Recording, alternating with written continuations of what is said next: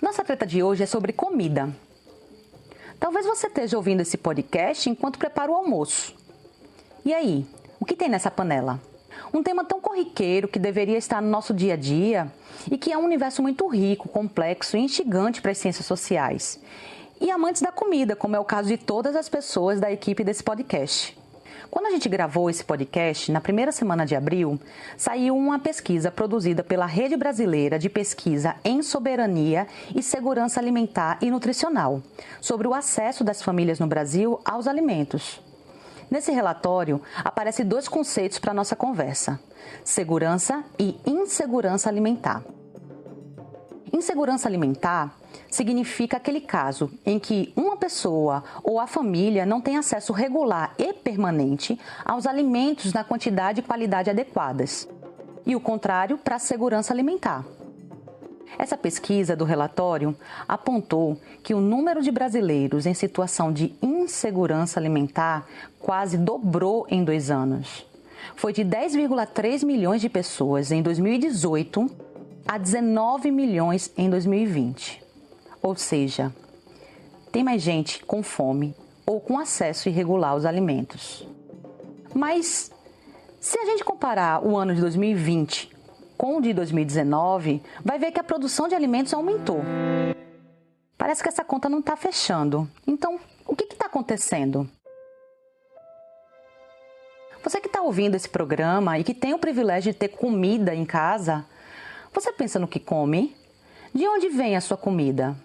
Você cozinha? Você tem memórias afetivas que te conectam com as comidas que mais gosta? Ou do que mudou nos seus hábitos alimentares da infância, adolescência até a fase adulta? Você já foi à Bahia, nega? Não? Então vá. Lá tem vatapá, então vá. Lá tem caruru, então vá. Lá tem mucuzá, então vá. Se quiser sambar, então vá. Pois é, tem tanta gente que pensa muito no que come, porque sabe que cada coisinha que a gente coloca para dentro tem uma influência direta na sua saúde e na saúde do planeta. Já diz o velho ditado, somos aquilo que comemos. Para entender como essas situações contraditórias acontecem, a gente tem que seguir o caminho traçado pela comida. Dos nossos pratos, passando pelo mercadinho do bairro ou pelo supermercado grande, e também como esse alimento é produzido, por quem e que tipo de engrenagem isso alimenta. Essa treta é sobre pessoas que escolhem se alimentar com uma dieta sem produtos de origem animal, que chamamos veganos. E a treta que alguns deles têm sobre a forma que o agronegócio produz nossa comida. Segundo a Associação Brasileira de Veganismo, veganismo é uma filosofia e estilo de vida que busca excluir, na medida do possível e praticável, todas as formas de exploração e crueldade contra animais na alimentação, vestuário ou qualquer outra finalidade. E, por extensão, que promova o desenvolvimento e uso de alternativas livres de origem animal para benefício de humanos, animais e meio ambiente. Ao mesmo tempo que existe uma certa noção de dar dignidade e tratar com respeito outras espécies de animais para além da nossa, existem muitos tipos de veganos. Entre eles, uns que defendem que os testes de medicamentos que hoje são feitos em animais deveriam ser feitos em humanos, que estão cumprindo pena em presídios.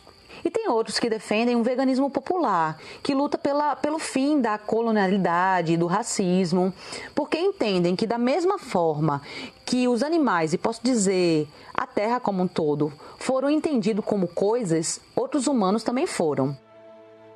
E do outro lado, o agronegócio, que é um ator político que se diz pop, tech, tudo. Ele está no governo, com a bancada ruralista, nas bolsas de valores que negociam os preços de commodities ou matérias-primas, mercadorias que ele produz. Ele é a industrialização do campo, as grandes monoculturas. Ele se diz o grande responsável por alimentar o mundo. Mas, segundo Galiza, representante da coordenação estadual de associações das comunidades remanescentes de Quilombo do Pará, a Malungu, que Paty entrevistou no nosso último Antropotretas, para Para ele, o agronegócio é um dos responsáveis pelo desmatamento e pelos conflitos por territórios com quilombolas, populações indígenas, ribeirinhas, Brasil adentro, principalmente na sua versão agropecuária, que produz carne e derivados para consumo interno e para exportação. Para nosso ringue, convidamos duas mulheres que estudam e ensinam sobre a nossa relação com comida desde as ciências sociais. A primeira é Elaine de Azevedo, que é nutricionista de formação, doutora em Sociologia Política e docente da Universidade Federal do Espírito Santo. Ela produz um podcast chamado Panela de Impressão e acabou de lançar uma escola livre de cozinha, o Comida ETEC. Esses projetos têm como objetivo criar abordagens mais democráticas e acessíveis sobre temas da sociologia da alimentação. Nossa outra convidada é Naomi, que é cozinheira de profissão e cientista social de formação. Ela topou gravar com a gente no finalzinho da escrita de sua dissertação de mestrado em antropologia na UFPR. Então, muito obrigada, Naomi. A gente sabe que foi um tempo aí precioso.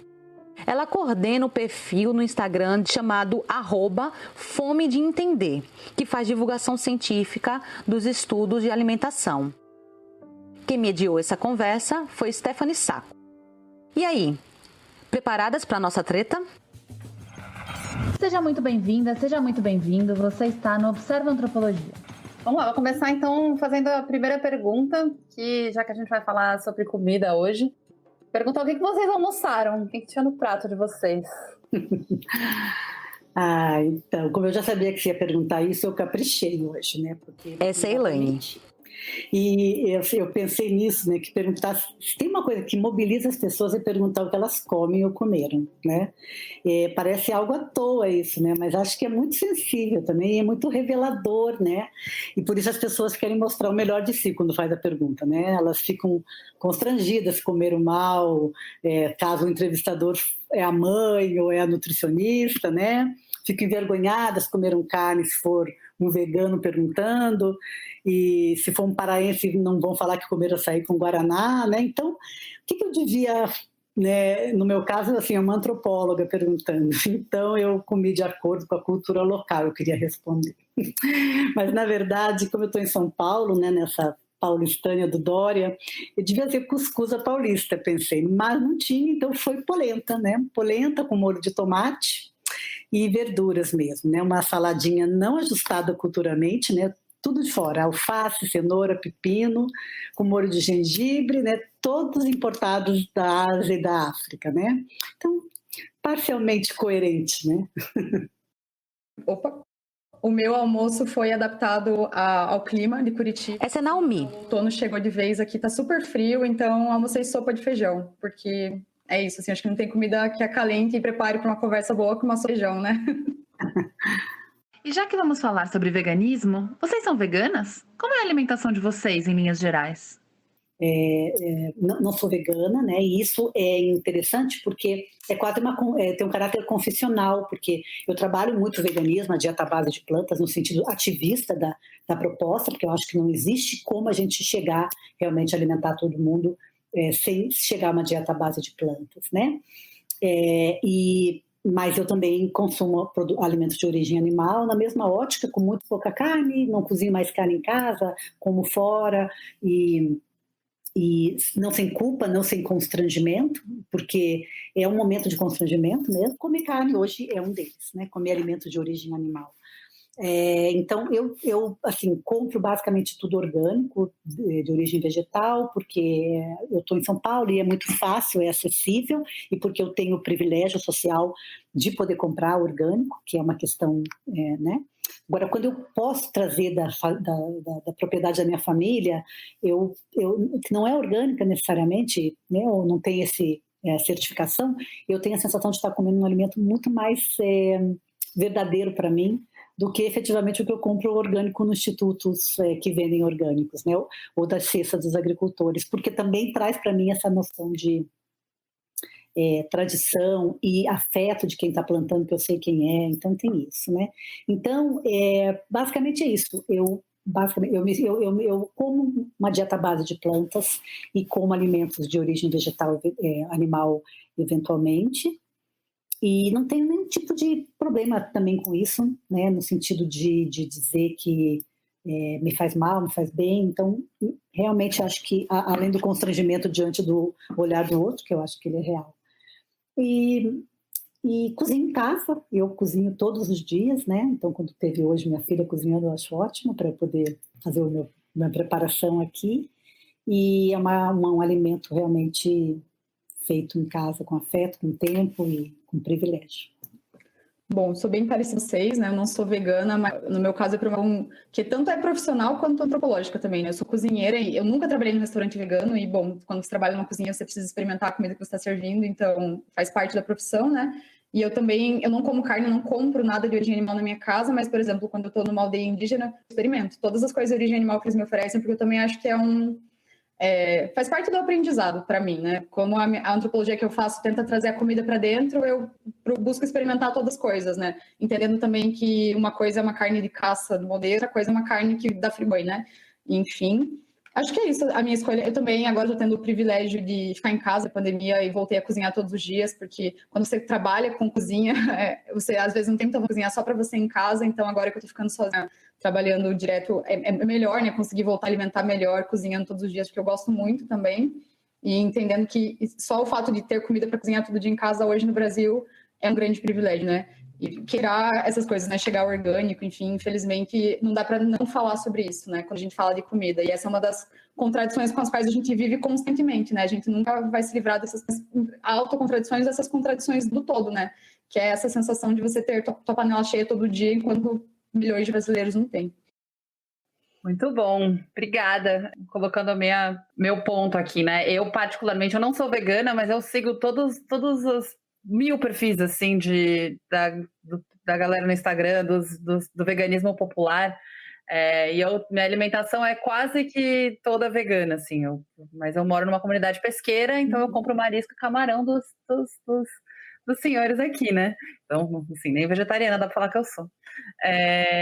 Mas eu penso muito em como a gente vai, nessa ideia de como é que a gente pensa numa alimentação saudável de forma complexa. Eu vou muito num processo de eu faço o melhor que eu posso. Então, o que eu tenho aqui em volta e que é local, que assim, que de preferência seja do pequeno produtor e orgânico. O que eu consigo disso? Beleza. O que eu não consigo disso? Da onde vem? Eu queria entender como vocês, a partir, Naomi, da antropologia e Elaine da sociologia, entendem o veganismo. Vocês podem contar um pouquinho sobre esses movimentos que existem dentro desse movimento chamado veganismo? Eu não sei muito bem como é que anda essa discussão dentro do próprio veganismo, né? Porque eu acho que também são muitos veganismos, né?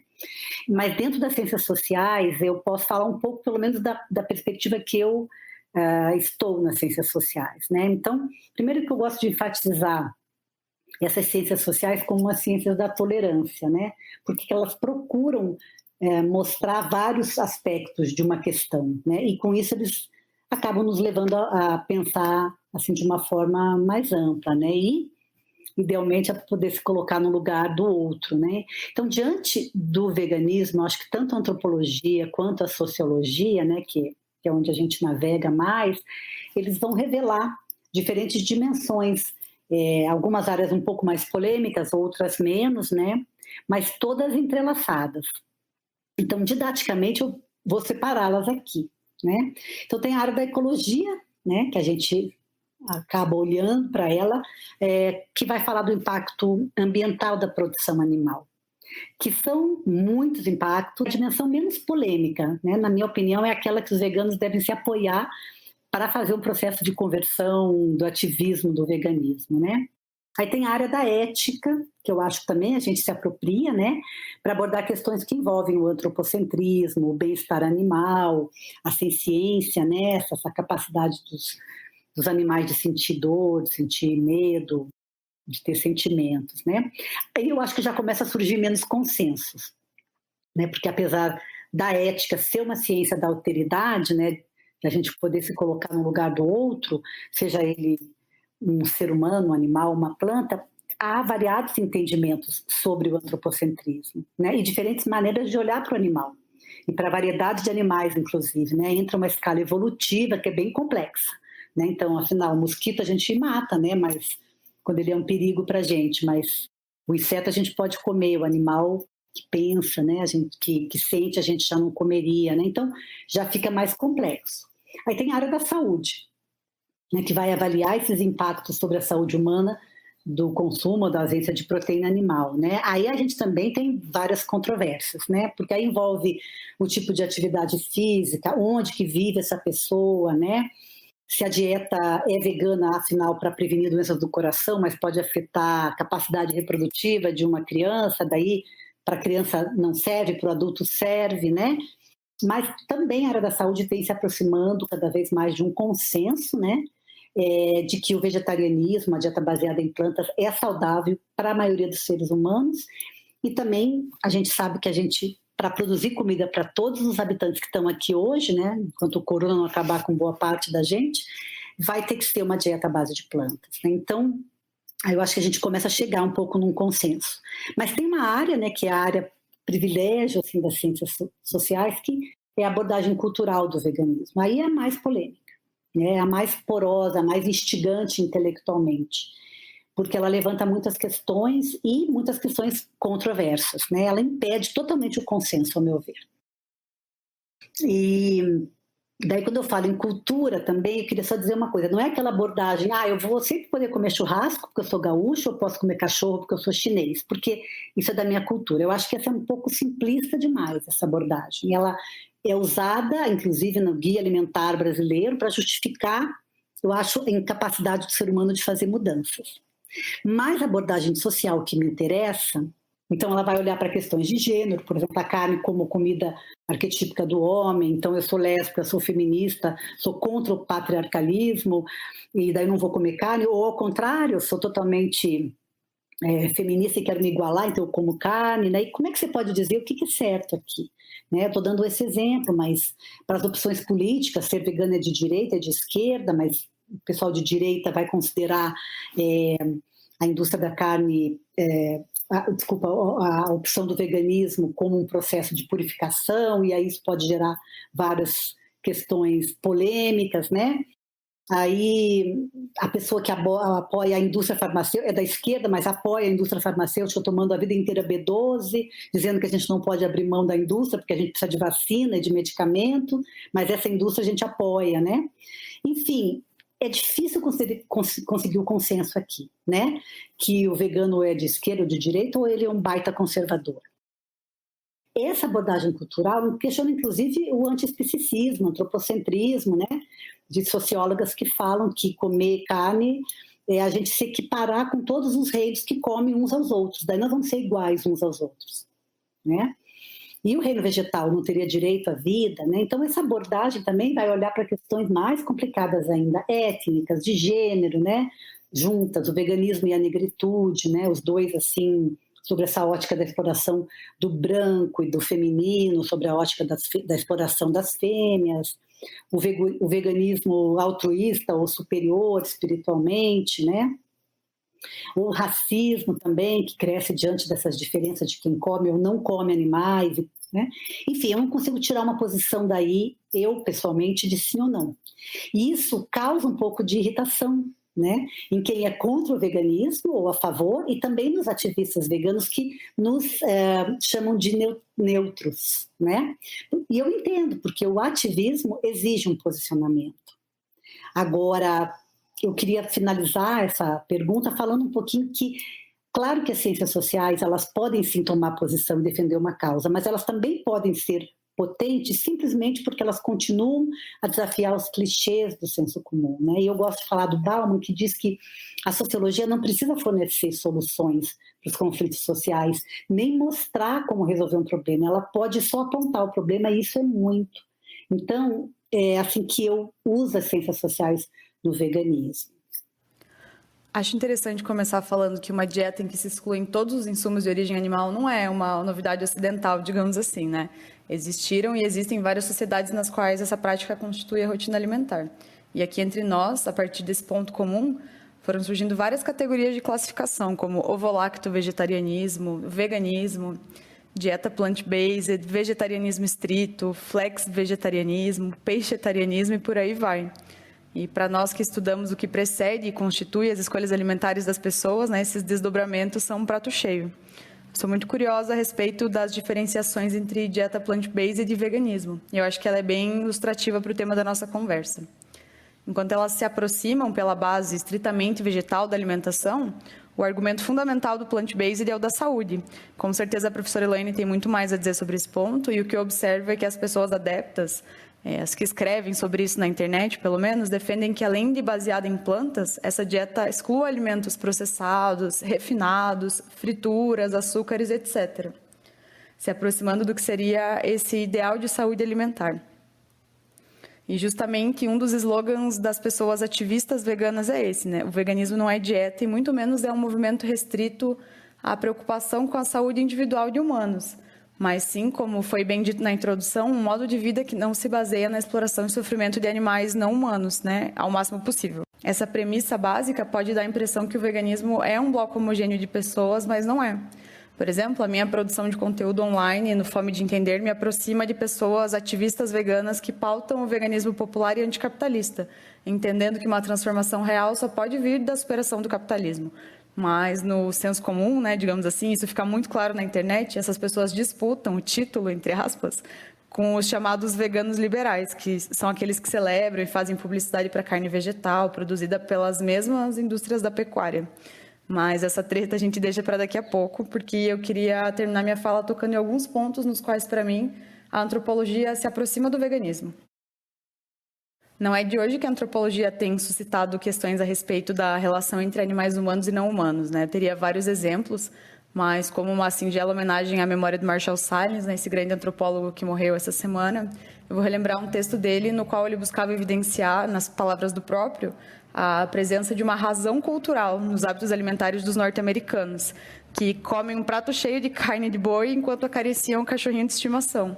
E o Sahlins argumenta que a diferença reside justamente no grau de domesticabilidade que se atribui a cada animal não humano, né? Literalmente, quanto menos humanizado o bicho é, mais passível de virar comida. E essa humanização por si só já é extremamente interessante, mas já concluindo, enquanto o Sahlins não está exatamente defendendo uma alimentação vegetal, o Levi-Strauss, que nem chegou a ver as dimensões da pandemia da Covid, já era bem enfático lá em 2009, no auge da doença da vaca louca, em apontar essa dimensão perigosa da dieta carnívora ocidental, que, segundo o próprio, reduz os animais a laboratórios nutritivos e mortíferos. E eu arrisco dizer que temos antropologias que seguem pelo mesmo caminho desse veganismo popular, que defendem que animais não humanos têm direito a uma existência outra que não passe pela exploração humana, né? Propondo uma existência desantropocentrada, né, que nos ajuda a construir outras histórias de mundos que não é essa centrada no macho humano branco, ocidental, dominador e caçador. Eu queria só concluir, falar mais uma coisinha também, né, que quando a gente fala um pouco dessa perspectiva antropológica e sociológica, pelo menos eu venho sendo bem questionada sobre essa perspectiva da imutabilidade da cultura. Ou seja, então a cultura, né, colocar a cultura como um entrave para justificar as mudanças que precisam ser feitas, né, como, por exemplo, mudar o sistema, né, agroalimentar, o sistema carne especificamente, né? Mas eu acho que o que as ciências sociais está tentando mostrar é entender também por que as mudanças ainda não são feitas nesse determinado tempo. No caso do veganismo, é duro dizer, mas para os ativistas especialmente, mas ainda não chegou o tempo desse mundo ser vegano. Isso não significa que não devemos continuar com o clamor, pois as mudanças culturais acontecem. A cultura não é algo imóvel, né? Mas isso acontece também com muitas lutas pelas minorias, né? A gente sabe disso, mas dizer que todo mundo deve ser vegano agora não me parece muito realista, essa é a questão. Melhor é dizer, eu queria que todo mundo fosse vegano agora, também de esquerda, e altruísta, e feminista, e ambientalista, né? Acho que a abordagem cultural das ciências sociais serve mesmo para inflamar essa luta, né? Porque não está pronto ainda. né? E aí eu acho que é importante que a gente perceba por que ela existe. Ela existe porque tem uma razão a chegar. A gente não luta mais pelo divórcio, né? A gente conseguiu que ele fosse aceito como um processo social, né? Mas aí, puxando da fala da professora Elaine, né, que ela comentou no começo que uma das vertentes, ou de uma das lutas do veganismo, que é uma luta ecológica, é onde existe maior consenso, né, dentro do movimento. E, de fato, o argumento socioambiental por parte dos veganos é muito válido, principalmente se a gente lembra que as pandemias da nossa geração são resultados de processos como desmatamento e da pecuária extensiva, na qual os animais ficam presos um bem pertinho do outro, comendo o que não deviam, tomando um monte de remédio e acabam ficando doentes e passando as doenças para nós. Mas, por um outro lado, nessa questão de uma abordagem cultural do veganismo, que é onde é difícil colocar o consenso, né? Quando a gente senta na mesa, tem muita coisa envolvida, os afetos, a memória, a tradição. E partindo do trabalho de pesquisas de vocês, como a gente pode pensar em práticas culturais e comunidades que têm suas vidas marcadas por outras formas de relação com o consumo da vida animal, como, por exemplo, comunidades pesqueiras e marisqueiras, ou regiões que fazem uso de sacrifícios animais, por exemplo, né, dentro dessa discussão? Uhum. Então, como a gente, né, sinalizou, um pouco foi falado acima, né, mas há muitos tipos de veganismos também. A gente sempre tem uma tendência a falar no singular, mas a própria Naomi já colocou vários tipos de veganismo, né? Mas o veganismo que eu respeito para responder essa aqui não está questionando nem as religiões de matriz afrodescendentes que fazem uso do sacrifício animal, nem as comunidades tradicionais, né, que criam seus próprios animais, mas sobre um sistema que prioriza o bem-estar animal, né? Muito menos, né, aquelas comunidades que vivem do consumo de animais para ter soberania, para ter segurança alimentar. Eu não acho que um veganismo sério está questionando isso, porque isso implica em algo que tem que vir, não antes, não depois, mas junto, né, com que é a tolerância religiosa e cultural, né, e o respeito à sobrevivência do ser humano, né? Claro que a gente pode falar, e o respeito da sobrevivência dos animais, né? Mas a gente não vai questionar isso dentro de uma perspectiva mais complexa, né? Mas então, para mim, o veganismo nesse momento ele deve primeiramente esperar mudanças no padrão produtivo da carne, questionar a perversidade do sistema carne, sim, né? Desse sistema industrial, que é de onde vem, na verdade, a carne, o leite, os ovos, que são comumente vendidos nas grandes redes varejistas de supermercado, né? E mesmo que alguns veganos questionem o consumo de proteína animal da sobrevivência dos indivíduos de comunidades tradicionais e dos crentes religiosos, os seus clamores vão ser em vão, né? Porque aí, como fala a dona Harvey, não tem nada mais potente do que as lentes da cultura. Se esses clamores veganos ajudarem pelo menos a questionar essa perversidade do sistema de produção animal convencional e a origem desses animais usados nos rituais e na alimentação, acho que o movimento consegue uma grande conquista para esse momento da humanidade, né? Talvez com isso a gente consiga ao menos frear a nossa autodestruição. Então é preciso entender o que é viável esperar, né? Então, quando a gente muda, inclusive, o sistema produtivo, automaticamente a gente vai mudar a oferta de proteína animal, que vai ser muito menor. E gradativamente a gente vai ter que passar a comer menos proteína animal, porque os sistemas tradicionais, os sistemas responsáveis, os sistemas orgânicos, não conseguem ter a mesma produtividade. Então, eu volto a dizer que é um momento de transição, e como toda transição, ela é gradual, ela é construída lentamente, ela gera ansiedade, mas ela precisa ser respeitada, né? E isso tudo, apesar de que quem propõe a transição, né, os ativistas, os líderes do movimento, eles estarem absolutamente corretos e coerentes nos seus clamores. Mas existe um tempo para essa transição acontecer, né? E retirar a carne da dieta ou qualquer mudança alimentar são opções muito complexas que envolvem muitos determinantes, simbolismos, interesses econômicos, inclusive. Entender o quadro todo, então, vai nos ajudar a agir em diferentes instâncias. Aí as ciências sociais podem nos ajudar, né? Mas a gente sabe que a razão, o saber intelectual por si, não implica necessariamente mudanças. A gente sabe que o açúcar faz mal, que a pecuária causa problemas ambientais, mas no momento de comer, o instinto, o hábito, o prazer, o status, a cultura, todas entram no prato. E quem não entender essa complexidade corre o risco de ficar muito frustrado.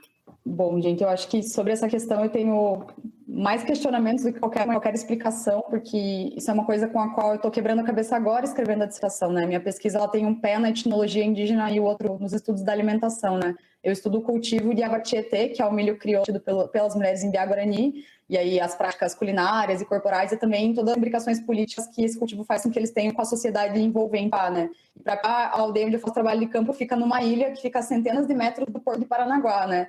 E, bom, essa proximidade entre o milho guarani e essas milhões de toneladas de milho commodity que o Porto de Paranaguá exporta todo ano, quando eu observo a partir da etnografia, isso me revela que, no fim das contas, essa proximidade é uma proximidade de mundos em conflito, né? Uma disputa por habitabilidade, no fim das contas, né? Para citar a Ana Tsing. Por isso, eu acho que, em primeiro lugar, o que tanto essas teorias decenais quanto essas cosmologias indígenas elas têm nos escancarado é que o modo de vida ocidental é insustentável, né? Esse modo de vida que é tanto filho dessa episteme judaico-cristã que fala que os animais não têm alma, tanto quanto essa racionalidade europeia que diz que só os homens brancos, cisgêneros, adultos, europeus, homens, né, de fato, tem esse caráter de humanidade. É só a gente olhar com os índios na colonização para ver isso, né? Não eram humanos essas pessoas, os ameríndios, né? Não tinham esse status. Muito interessante para a gente ver como essa cosmologia ocidental ela se cita como universal há muitos séculos, mas na realidade a gente sabe que ela não é universal, né? É muito própria do nosso mundo essa separação radical entre natureza e cultura que reflete no sistema agroalimentar hegemônico, né? Que é esse sistema que está destruindo o planeta. E esses povos outros, para mim, eles são a prova de que a gente tem sim outros jeitos possíveis de viver. E até agora eu acho que eu estou em consonância com o argumento socioambiental do veganismo, né? Bem mencionado no começo da pergunta. Mas eu fico antropologicamente me perguntando, uma sociedade como a nossa, que é calcada nessa dominação tão funda de alguns indivíduos da espécie humana sobre todos os outros, como seria possível remodelar o nosso sistema agroalimentar? Se a questão ultrapassa em tanto a alimentação, né? Tem a ver também com a existência, no fim das contas, de uma escala, né? Uma hierarquia de vidas que valem mais ou menos, nas quais os animais a gente sempre põe mais ou menos no mesmo lugar. E eu acho que o que eu quero dizer com isso fica evidente quando a gente olha para sociedades que são fundadas num pensamento que organiza a existência de jeito, né? E a antropologia está cheia de exemplos, né? Isso que é uma vantagem. E para um exemplo da minha pesquisa, por exemplo, a caça é muito importante para os Guarani, mas, por exemplo, um tatu, que depois de cozido tem no máximo 1 quilo e pouquinho, serve de alimento para 10 pessoas, sabe?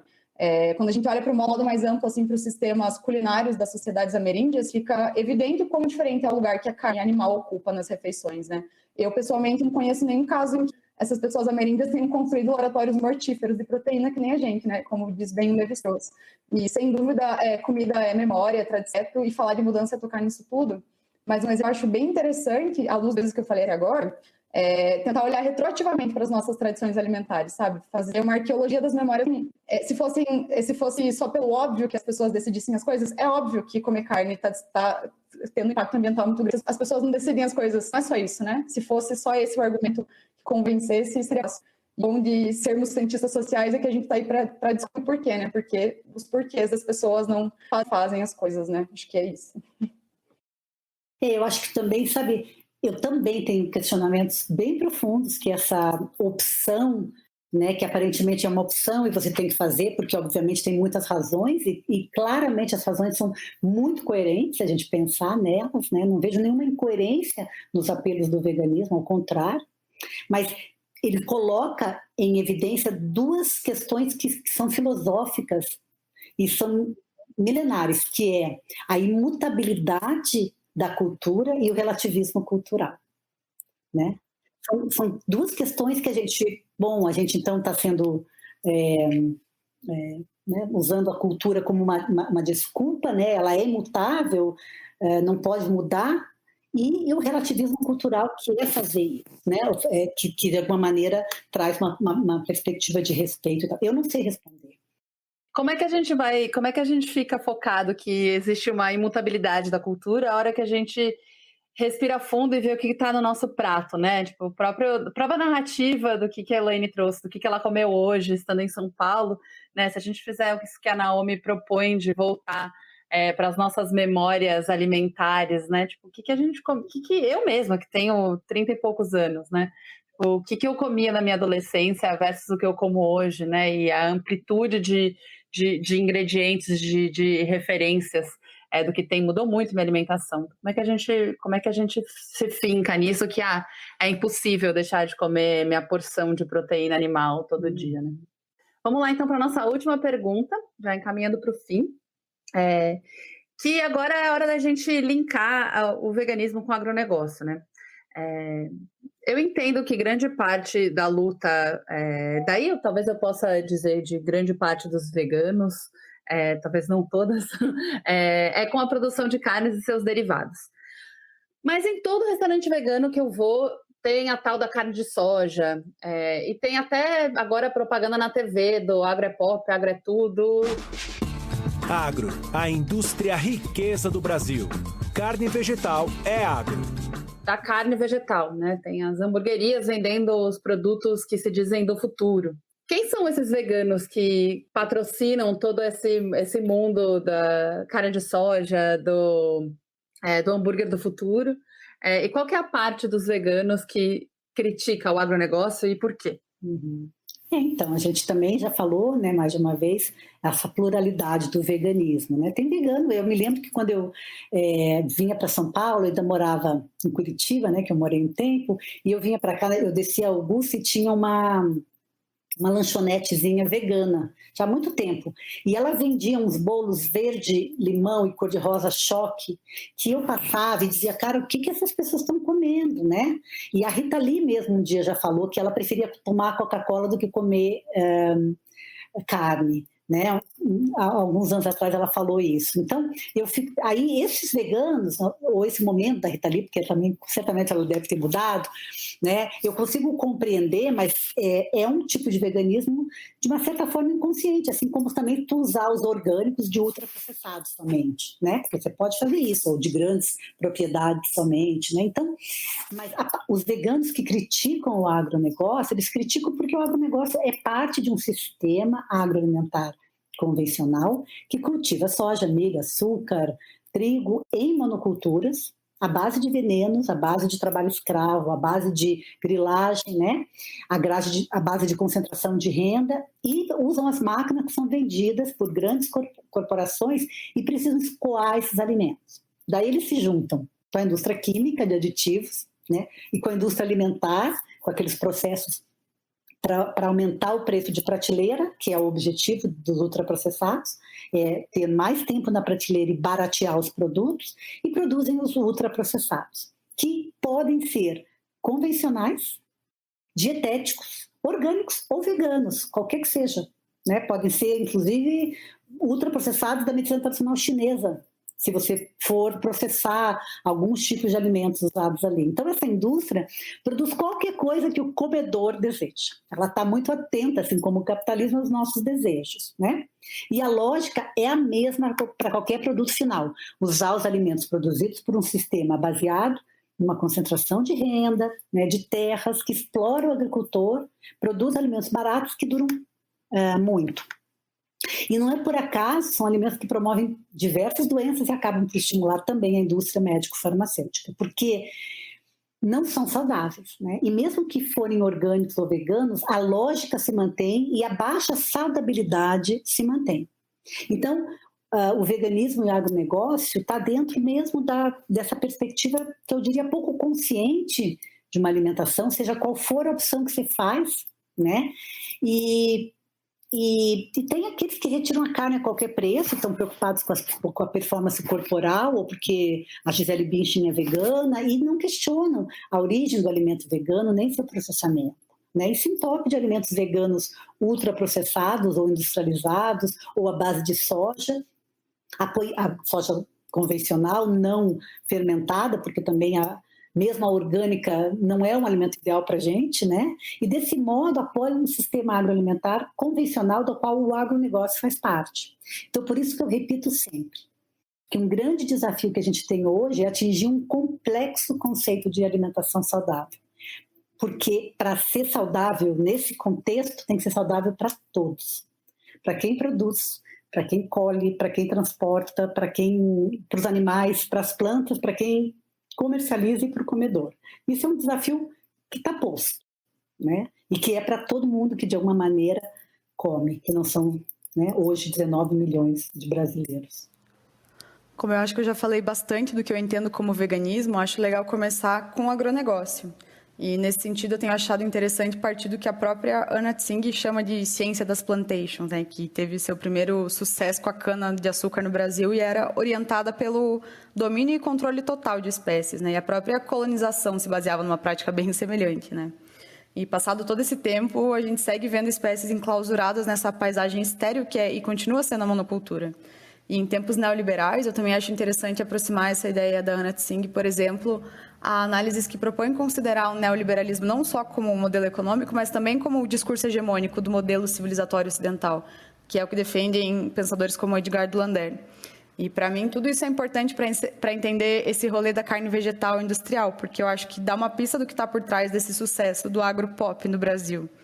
A força do discurso do agronegócio é tão forte que tem muita gente que acredita e ainda defende que esse é o único jeito de se produzir comida no mundo e desdenha, né? Desacredita de iniciativas populares, agroecológicas. O MST é um grande exemplo disso. E, por coincidência, eu estou lendo o livro novo do Caio Pompeia, que é um antropólogo, intitulado A Formação Política do Agronegócio no Brasil. E das várias coisas impressionantes que o livro evidencia, tem uma que é muito interessante e tem total relação com a nossa conversa.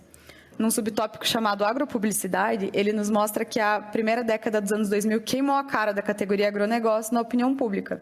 Aí os caras deliberaram e decidiram por mudar a palavra simplesmente para agro, que já é nossa velha conhecida.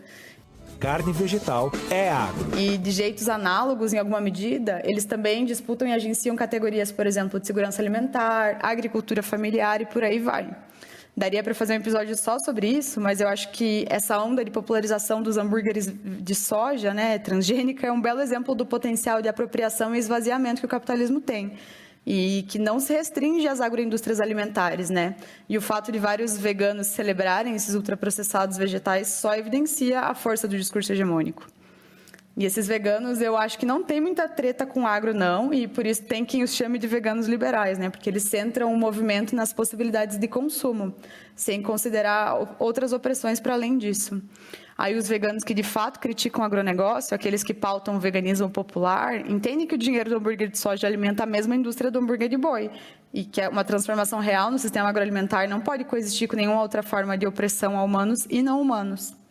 E, para terminar, eu queria dizer que eu acho incrível observar que outros elementos desse discurso hegemônico agroalimentar vêm à tona nesse embate entre o agro e o veganismo.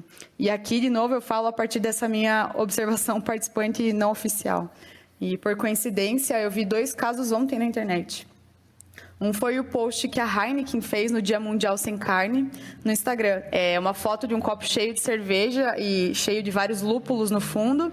E a legenda diz que a cerveja é vegana, opção perfeita para todo mundo e tal. E, pasmem vocês, tem 30 mil comentários no post de pessoas indignadas. Fizeram até uma hashtag cancelando a Heineken, falando churrasco sem Heineken. Pessoas tão indignadas que o post seguinte foi... Eles postaram outro copo de cerveja com uma salada de um lado e um churrasco, assim, dizendo é para todo mundo, não fiquem ofendidos, mas os carnívoros ficaram em polvorosa. E a outra foi a imagem de um tweet compartilhado por um amigo meu, na qual o autor do post dizia que saiu do mercado quase falando fino, por causa do preço da carne, mas é o preço que se paga para não virar um vegano afeminado, né? Então, é muito interessante, né? Muito curioso como evidenciam esse vínculo entre a macheza, a virilidade e o consumo da carne versus essa suposta feminilidade, uma inferioridade associada ao veganismo, né? E eu vou ficar só com essa, que é uma em várias tretas parecidas, para que a gente possa finalizar a conversa. Muito bem, eu acho que temos uma boa treta. Esse programa contou com a participação de Elaine Azevedo, Naomi Stephanie Sacco e eu, Camílio Mate Freitas. Usamos áudios da Rede Globo e música de Dorival Caymmi. O roteiro é de Stephanie Sacco, com edição e montagem de Leonardo Pinheiro e mixagem e masterização de HP Rodrigues. O Observa Antropologia é um podcast do Observatório Antropológico e faz parte da rede Queri Queri de podcasts. Se esse programa te provocou com necessidade de aprofundar essas e outras discussões, vamos conversar em nossas redes sociais. No Instagram, o @observaantropologia. E no Twitter, você nos encontra através do @observaantropo. Esse podcast é uma iniciativa de pesquisadoras vinculadas à UFPB, à UNILA, à USP e ao UFRN, para difundir os debates e pesquisas na área das ciências humanas, em especial na antropologia, indo além dos muros da academia. Agora a gente conta também com o apoio institucional da Universidade de Integração Latino-Americana, a UNILA.